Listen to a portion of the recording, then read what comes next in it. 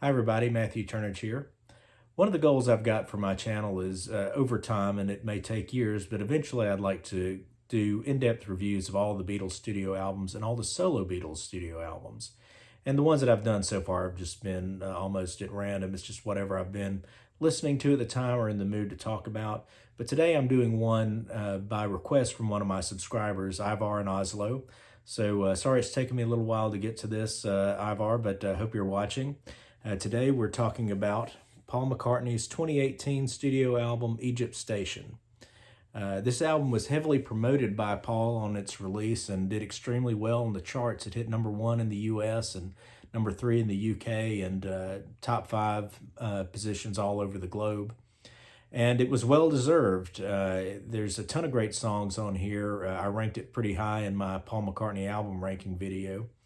And today we're going to dive into it track by track. So let's get started because there's 16 tracks on here, so we got a lot to get through.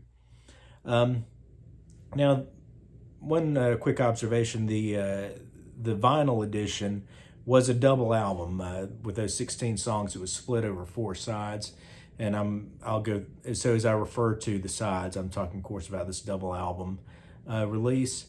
And side 1 opens with a little brief sort of ambient instrumental sort of piece called Opening Station. And it sort of seems to me like Paul is sort of doing something similar to Sgt. Pepper, where it's sort of a non-concept album. There's meant to be some sort of a unifying feel to the album, whereas Sgt. Pepper, we have the opening song and the reprise, meant to make it feel like it's a variety show with various acts coming on and performing the different songs. Here we're at a station at the beginning. There's a train station and people are boarding, and I think it's meant to make us feel like we're going on some sort of journey, a musical journey perhaps through this. So it's just a nice little piece to sort of open things up and set a little bit of a mood. And then we go into the first actual song on the album, which is I Don't Know, which is a very interesting choice for an album opener. It's a very introspective song. It's slightly downbeat in its tone. The lyrics Paul is singing throughout the song, he's saying things like, what's the matter with me? Am I right? Am I wrong? Why am I going wrong? I don't know.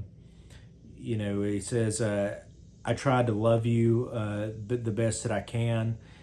There's a lot of things that Paul seems to be, dealing with some uncertainty.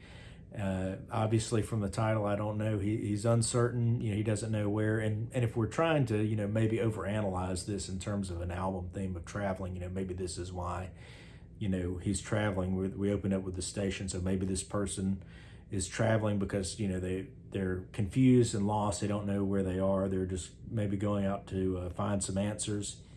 But it's a very great song. I really it's not necessarily what you'd expect from an album opener, but it definitely sets a tone and a mood. It's a tremendous piece, well played. Paul is on most of the instruments, and one thing that seems to me as I was going through this and looking to see who played on tracks, it seems like these sort of more introspective songs are the ones that typically have Paul on most or all the instruments, and his touring band plays on songs that are a bit more open and upbeat perhaps, and that's what happens with the next track. We completely switch gears from the more introspective I Don't Know to Come On To Me, which is a big upbeat rockin' number. Paul's band is on this track. Really big drum sound on this song from Abe Laboriel Jr., which I really like. It's a very catchy song. It's kind of infectious, great energy. And the horns in it, it's got some really nice horns in it too, which occur in a couple tracks of this album. I really like the use of horns here. Lyrically, Paul has described it as a pickup song. So, maybe if we're trying to link this as a concept, maybe in the first song, this person, that something's wrong with a relationship. He doesn't know why. He doesn't know what he's doing wrong. So now maybe he's trying to find something new and different. I don't know. That may be overanalyzing the album to try to link the songs together that way, but it's very much a shift in gears from the previous song. And then we go into a completely different mood again with the next track, which is Happy For You. So in this one, this is another interesting contrast, with Come On To Me. It's like, you're going out, Paul says it's a pickup song. So maybe you're looking for a new relationship, maybe not a long-term relationship. But with Happy With You, this is a person, Paul is singing here, he's finding contentment where he is in the relationship he has, and happy being in this, and finding this relationship as a source of contentment, as opposed to looking at other things externally, to maybe, change your mood perhaps, because he makes reference to, I used to get stoned, I used to drink too much, those sorts of things. Again,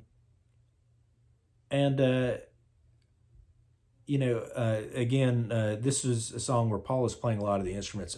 Abe does play on this track, but he's the only band member on it. And it does seem to be a much more, probably the most personal song on the album, I think, from Paul. He's really, Paul sometimes likes to, even if he's talking about himself, couch his lyrics in a way that they may be interpreted more broadly, or people can see themselves in it.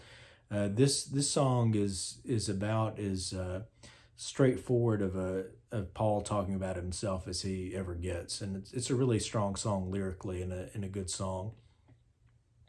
And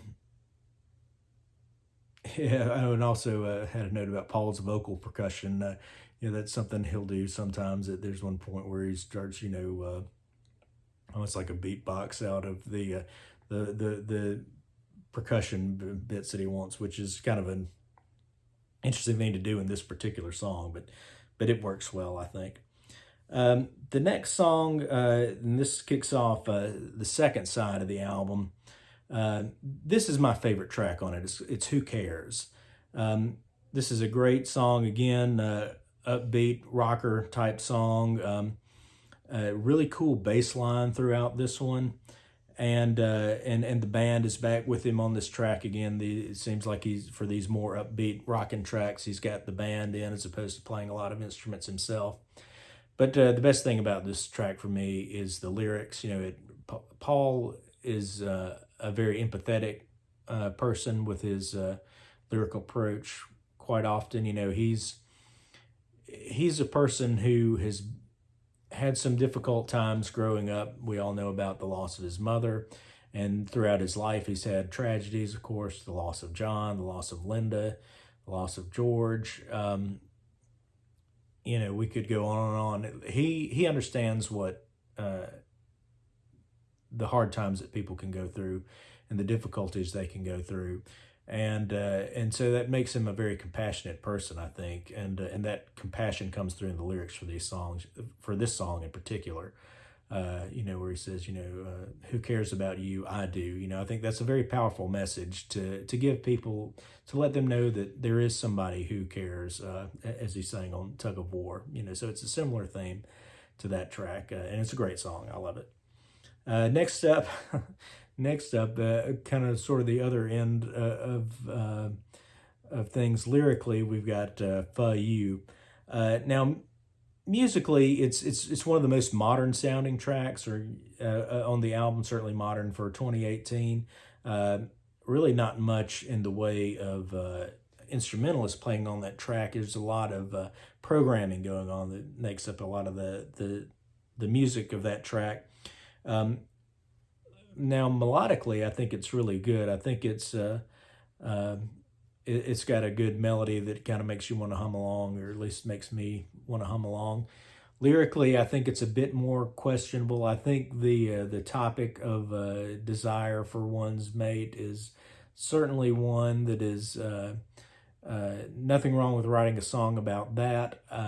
But kind of the joke of the "fuh you" actually kind of reminded me a little bit of, there was a Kiss song way back in like 1992 on their Revenge album called "I Just Wanna," where Paul Stanley makes kind of sort of a similar kind of play on the "fa" thing, which is I always thought that was lame. Paul McCartney's song is not as lame as that old Kiss song, but still, it just I just listen to it and I think, Paul, you could be more clever than that, but it's not a bad song if you take that out of it, like I said, melodically and musically, I think it's a fine track. I'm just not crazy about that lyrical choice. So next up we have Confidant. Now this is another, again, going back to a more introspective sort of song, a quieter song, and so again it's Paul solo on the music. There's some nice bass bits in this song. The melody is great. It's more personal. Now I think a lot of Beatle fans, and I'm guilty of this, from time to time will interpret Paul's lyrics in terms of he's talking about John. That relationship was so central to the life of the Beatles that I think a lot of us sometimes will try to read into it in ways that it's not there. And that was my first reading of the lyrics of the song when I first heard it. I kind of felt like, well, maybe he's talking about John, because it's talking about somebody, you used to be my confidant, so it's like it's not there, and the relationship's not there anymore. But maybe it's in the lyrics, but I can't remember. But somewhere I read that Paul said, well, it's about his guitar. His guitar was his underneath the staircase friend. He could go under the staircase with his guitar. He could kind of pour himself out emotionally to his guitar. And I think that's a really interesting thing. Of course, again, Paul has written the lyrics so that if you don't hear him saying what he's talking about, it can be interpreted many ways, and people can read their own things into it, which I think he likes. But I do think the idea of writing a song to your instrument, who's your confidant, I think that's a really interesting idea, and it adds some depth to the song for me, knowing that that's what he's talking about. So I think that's a great track. All right, next up after that we have People Want Peace. This is a song that came from something that Paul heard his father say once, when Paul asked him, when he's looking at war and conflict in the world, he's like, do people want war? And his dad said, no, the politicians, they're the ones who want war. People want peace. And it's a great sentiment. I'd like to believe it's true. I'm not sure that's always true. But it's a nice sentiment. I like the lyrics a lot on this track. Musically, there's some really cool bass again at the beginning. Paul has never lost a step on his bass playing. It's still great. Still comes up with great bass lines. A nice melody. Good use of strings on this track. This is another track with Paul on most of the instruments. He does some nice drumming on this one. And, I do like, it kind of comes to like a big chorus with a lot of voices in there, and hand clapping and thing, I think builds up nicely. So it's a really good track.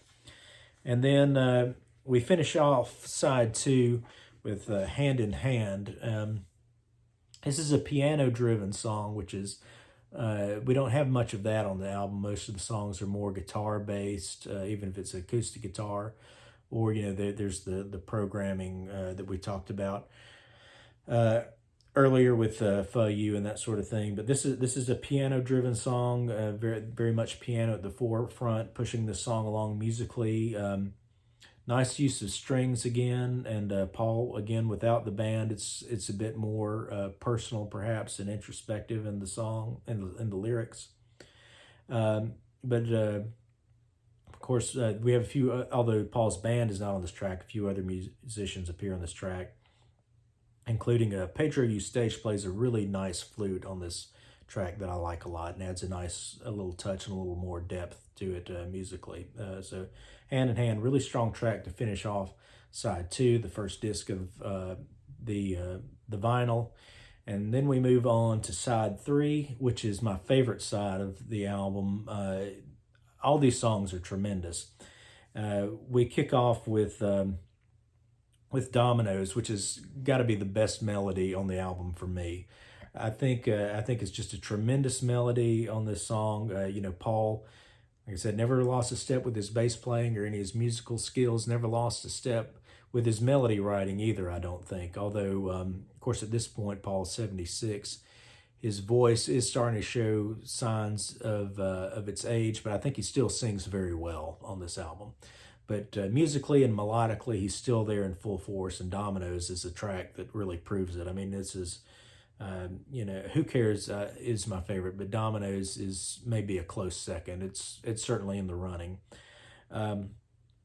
Great arrangement too. The use of the instruments throughout this track.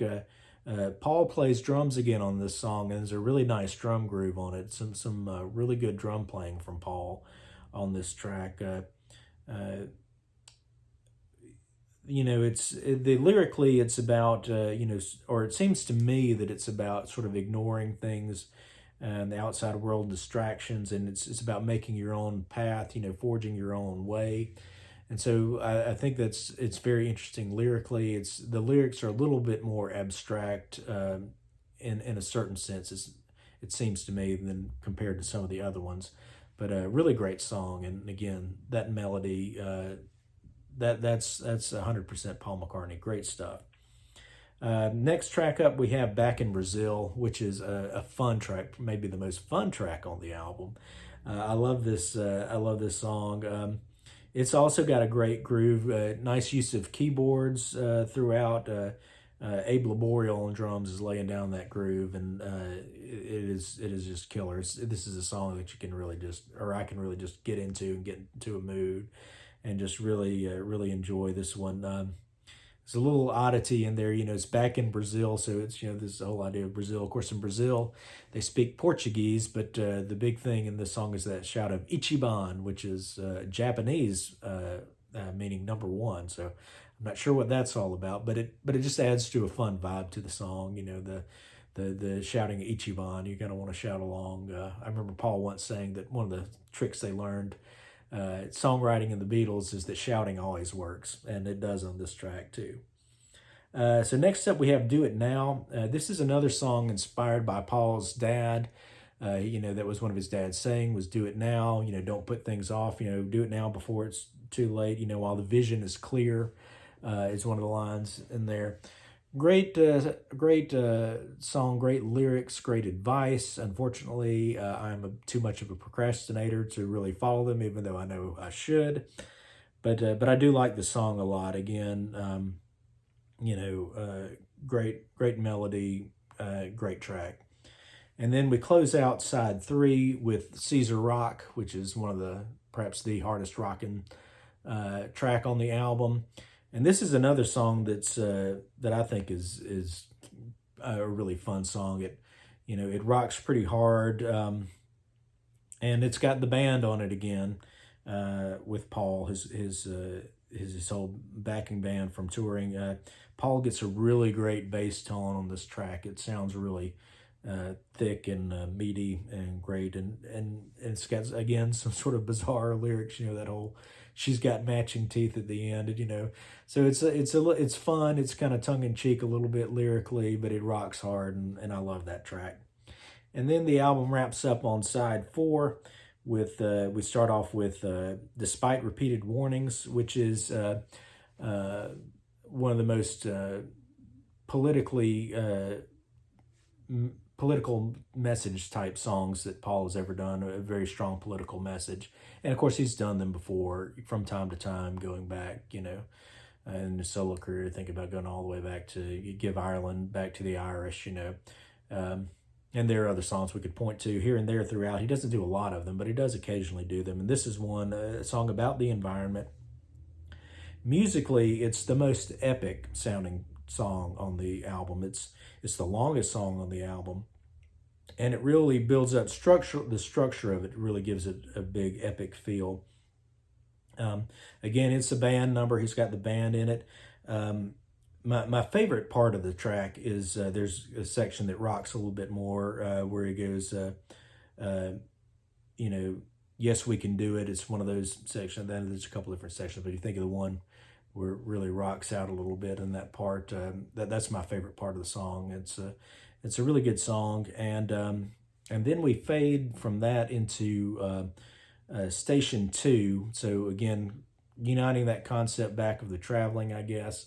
Again, it's more of kind of an ambient piece. We're returning to the station, signaling to us that we're coming to the end of the album. And Paul does try again to sort of recreate the medley feel from Abbey Road, which he's done a few times. Of course, he tried it on Red Rose Speedway as well and done bits of medleys at other times. This one is a medley. It's three songs in this medley. It's Hunt You Down, Naked, and Sea Link. Now, the first of those three, the first part of the medley, Hunt You Down, if this had been fleshed out into a fully developed song on its own, this could have potentially been a contender for my favorite because I love that riff. It's such a great guitar riff, and I like how it's used too because it's a guitar riff kicking it off, but as the song goes on, you have the horns playing the riff, which is really cool, and then you also have the strings playing the riff a bit during the verses as he's singing. So it adds some different flavors to it, gives it some variety, but it's just a great rocking song. I just can't talk enough about how much I love that riff. A lot of energy to it too, which I like. And then it switches gears into Naked, which is this is a piano-driven piece, and it's a big shift from Hunt You Down. It's okay to me. That to me is the part of the medley that's the weakest link. It's all right, but I don't mind it, but it just doesn't do a ton for me. And then we go into the last piece of the medley, which is Sea Link, which is sort of just a musical outro piece to take us out of the album. Really nice bluesy guitar work on that, and strings. Which when you think about or at least when I think about the blues, some bluesy guitar playing like that, you don't necessarily think about strings going along with it, but the strings work really well with the guitar on that track, I think. And so it's a little bit of a mood piece, really, and it's a nice way to close out the album, I think. It's we have a little bit of a blip, I think, in the medley with Naked, but that last medley starts out really strong and ends nicely in a way to kind of bring things down and kind of ease us out of the album, which I really like. So I did not intend to go on this long, but it is a long album with a lot of great songs on it. So there you go. There's my track-by-track review of Egypt Station, one of Paul's best, I think was one of his best albums ever. Top 5 album for me. Tremendous effort for Paul. Well-deserved success with this album. And it's amazing that at this point in his career, he is still able to churn out music of this quality. So definitely recommended, and thanks for watching.